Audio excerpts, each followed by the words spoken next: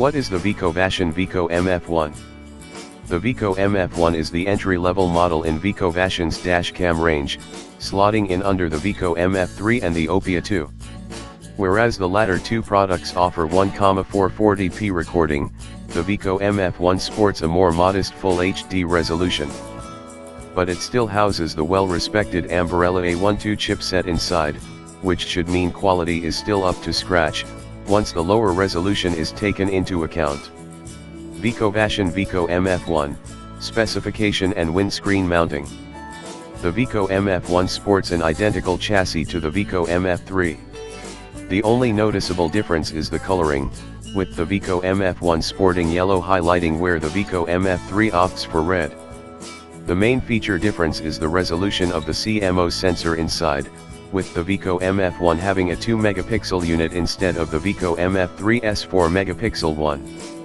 There's no indication of its size, however. This will be sufficient for the Full HD resolution that the Vico MF1 offers, at 30 frames/section. It can also record 720p at both 30 and 60 frames/section. As stated earlier, the chipset behind the CMOS is still an Ambarella A12, as it is in the Vico MF3, which is a top-end processor specifically aimed at dashcams. It has done a good job in other VicoVation dashcams I've reviewed, so bodes well for the Vico MF1.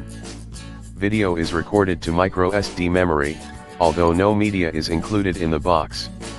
At the top Full HD resolution, the data rate is around 20 Mbps/sec, so a 16GB memory card will be enough for 105 minutes of footage before looping begins, of which more later.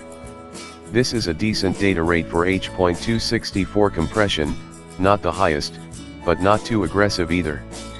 The Vico MF1 uses the same mounting system as its higher-end sibling. There are two options included in the box. The usual screen suction mount provides a reasonably secure attachment, but for a more permanent solution, there's an alternative mount. This uses a flat surface and 3M adhesive patch. There's one already on the mount, and a second included in the box for good measure. The bundled power cable has a captured car adapter at the end, but it includes a USB port as well. I found this would power a TomTom sat-nav and charge an iPhone just fine, although you're out of luck if your sat-nav also has a captured car adapter. VicoVation Vico MF1, Menu and Manual Settings.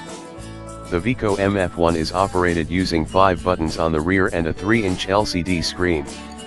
The top left button marks the current video file as an event and protects it from being erased during loop recording. Below that sits a button that calls up the menu. On its own, the button on the top right toggles recording, which begins automatically